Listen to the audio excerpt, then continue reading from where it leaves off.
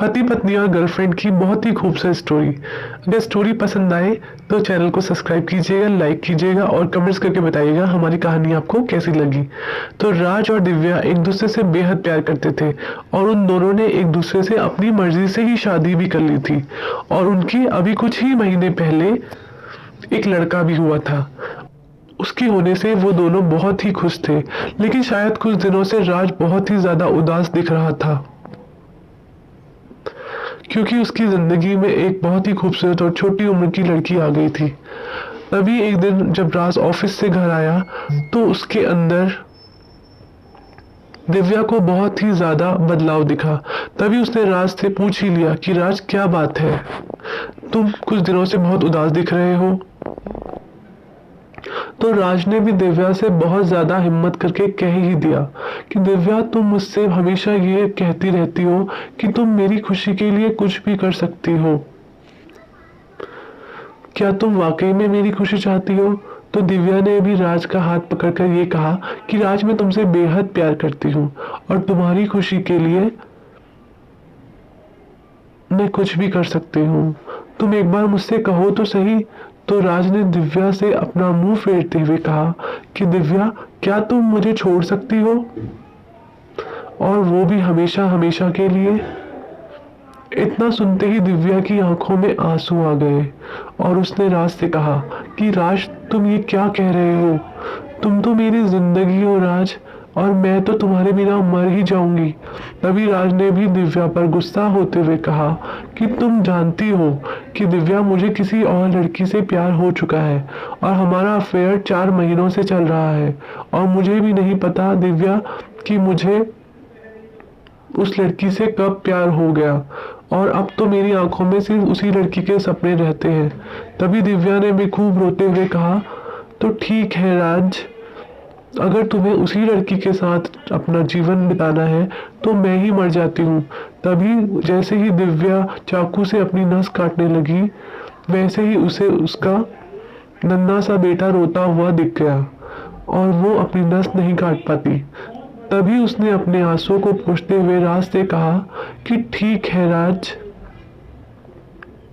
तुम जियो अपनी गर्लफ्रेंड के साथ, मगर एक दिन तुम्हें मेरा प्यार जरूर याद आएगा। तो उसी वक्त दिव्या ने अपने कपड़े पैक किए और अपने बच्चों को गोद में लिया, लेकिन राज अभी भी अपना मुंह फेर कर खड़ा हुआ था। ऐसा देखकर दिव्या दोबारा रोने लगी और फिर उसने राज के पैर छूते हुए कहा कि अपना ध्यान रखना राज, और मैं अंत तक तुम्हारा इंतजार करूंगी।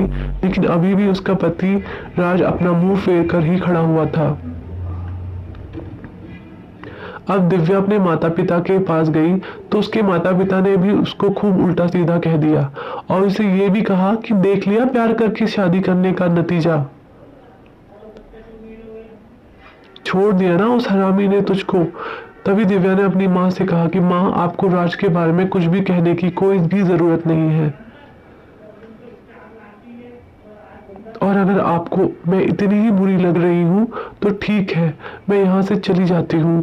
तो दिव्या वहां से भी चली गई, मगर उसको उसके माता पिता ने एक बार भी नहीं रुका। अब दिव्या बहुत ही ज्यादा टूट चुकी थी। तभी दिव्या को उसका एक पुराना दोस्त अमित मिल गया। तो उसने दिव्या को देखते ही पूछा कि दिव्या, तुम यहाँ कैसे? तो दिव्या ने जैसे ही पीछे मुड़कर देखा तो उसकी आंखों से आंसू थे। तभी अमित ने कहा कि दिव्या, क्या हुआ, तुम रो क्यों रही हो? तब दिव्या ने उसे सारी बात बता दी। तो अमित ने कहा, तुम चिंता मत करो दिव्या, एक दिन तुम्हारा पति तुम्हारे पास होगा, ये मेरा तुमसे वादा है, और अब तुम मेरे घर चलो। तो दिव्या ने कहा, लेकिन अमित, तुम्हारे माता पिता क्या सोचेंगे? तब अमित ने मुस्कुराते हुए कहा कि तुम चिंता मत करो दिव्या, मेरे माता पिता बहुत अच्छे हैं और मैंने पहले ही भी तुम्हारे बारे में अपने घर में सब कुछ बताया था। तो दिव्या अमित के घर चली गई। तभी कुछ दिनों के बाद अमित दिव्या का मूड सही करने के लिए उसे एक रेस्टोरेंट में लेकर गया। तभी अमित ने दिव्या के लिए कुछ खाने को मंगवाया और दोनों ही थोड़ी हंसी मजाक करने लगे। तभी अचानक दिव्या का पति राज भी अपनी गर्लफ्रेंड को लेकर वहां पर आ जाता है और वो दिव्या को अमित के साथ हंसी मजाक करते देख लेता है। और दिव्या वो अमित भी उससे देख लेते हैं। तो राज उसी समय दिव्या के पास आता है और वो उससे ये कहता है कि वाह दिव्या, वाह क्या बात है, तुम तो बड़ी ही सत्यवान की सावित्री बनती थी और मेरे सिवाय किसी और से कभी भी प्यार ना करने की कसम भी खाती थी। तो अब क्या हुआ, बना लिया ना अपना दूसरा यार। इतना सुनते ही दिव्या खड़ी होकर उससे ये कहती है, तुम गलत समझ रहे हो राज, ये मेरा दोस्त है। तभी बगल में बैठा अमित खड़ा होकर राज से ये कहता है कि हाँ, मैं करता हूँ दिव्या से प्यार और मैं उसके बच्चे को भी अपनाने के लिए तैयार हूँ। और राज, अब तुम्हारा दिव्या से तलाक भी हो चुका है, इसलिए अगर अब वो तुम मेरे और दिव्या के बीच में आए तो मैं तुम पर पुलिस केस कर दूंगा। तभी दिव्या जब गुस्से में अमित की तरफ देखती है तो वो उसकी तरफ धीरे से आंख मार देता है। तभी दिव्या समझ जाती है कि वो भी अमित का साथ देती है और राज से कहती है कि हाँ राज, तुमने तो मुझे छोड़ भी दिया, तो अब मैं तुम्हारा इंतजार करके भी क्या करूंगी। मुझे माफ कर देना राज, अब मैं तुम्हारी नहीं बल्कि अमित की ही होना चाहती हूँ और अपनी मांग में सिंदूर भी सिर्फ अमित के ही नाम का भरना चाहती हूँ। इतना सुनते ही राज दिव्या के थप्पड़ मार देता है और उस पर चिल्लाकर कहता है कि दिव्या, तुम ऐसा कैसे कर सकती हो, तुम मुझे छोड़कर अमित से कैसे शादी कर सकती हो। तभी दिव्या ने भी गुस्से में राज से कहा कि जैसे राज तुमने मेरे साथ किया वैसे ही मैं भी कर रही हूँ और अब तुम्हारा और मेरा कोई भी रिश्ता नहीं और अब मैं अगले हफ्ते ही कोर्ट में जाकर अमित से शादी करूंगी। ये कहकर दिव्या अमित का हाथ पकड़कर रेस्टोरेंट से बाहर जाती है। तभी दिव्या की शादी की बात सुनकर राज को बहुत ज्यादा गुस्सा आता है। तभी राज की गर्लफ्रेंड राज के कंधे पर हाथ रखती है और उससे कहती है कि राज, तुम्हें क्या हो गया है, तुम दिव्या को लेकर इतना परेशान क्यों हो। तभी राज अपनी गर्लफ्रेंड पर बहुत चिल्लाता है और उससे ये कहता है कि ये सब तुम्हारी ही वजह से हुआ है और तुम्हारी ही वजह से मैंने अपने पहले प्यार को छोड़ा और आज मुझे ये एहसास हो चुका है कि मेरे लिए दिव्या ही सब कुछ थी और आज जब मैंने उसे किसी और लड़के के साथ देखा तो मुझे बहुत ही बुरा लग रहा था और मुझे ये भी समझ आ चुका है कि जब मैंने उसके साथ ऐसा किया तो उसे कितना बुरा लगा होगा। इतना कहकर वो दिव्या के पीछे भागता है। तभी जैसे ही वो रेस्टोरेंट के बाहर आता है तो दिव्या और अमित बाहर खड़े होकर आइसक्रीम खा रहे होते हैं। तभी राज आंखों में आंसू लिए दिव्या के सामने जाकर कहता है,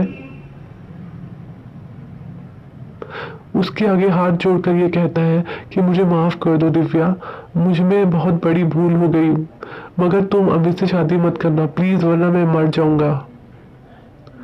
इतना सुनते ही दिव्या ने राज के होठों पर अपनी उंगली रख दी और वो फूट फूट कर रोने लगी और रोते रोते राज से ये कह रही थी कि राज प्लीज मरने की बात मत करो, कभी भी ना कहना कि मैं कल भी सिर्फ तुम्हारी थी और आज भी सिर्फ तुम्हारी ही हूँ। तुम्हें अपनी गलती का एहसास हो गया, मेरे लिए इतना ही काफी है। तभी अमित ने कहा कि राज, मुझे माफ कर देना, तुम दोनों के प्यार के आगे मैं हार गया यार, मगर मैं आज जाते जाते तुमसे ये कहूंगा कि तुम बहुत ही किस्मत वाले हो कि तुम्हें दिव्या जैसी बीवी मिली जिसने इतनी आसानी से तुम्हें माफ कर दिया, वरना अगर राज तुम भी खुद भी होते उसकी जगह पर तो तुम कभी भी इसे नहीं अपनाते। इसलिए हमेशा इसका ध्यान रखना और इसे जीवन में कभी और धोखा मत देना। तभी राज आंखों में आंसू लिए दिव्या को अपनी बाहों में भर लेता है और वो उसका प्यार निभाने का वादा भी करता है और फिर राज और दिव्या अमित के घर से अपने प्यारे बच्चे को लेकर खुशी खुशी अपने घर चले जाते हैं। और बाद में दिव्या ने अमित का धन्यवाद भी किया क्योंकि उसी के ही नाटक की वजह से राज और दिव्या का खोया प्यार मिल पाया। तो दोस्तों, आप कभी भी राज की तरह ऐसी गलती मत करना क्योंकि हर लड़की दिव्या की तरह नहीं होती। धन्यवाद।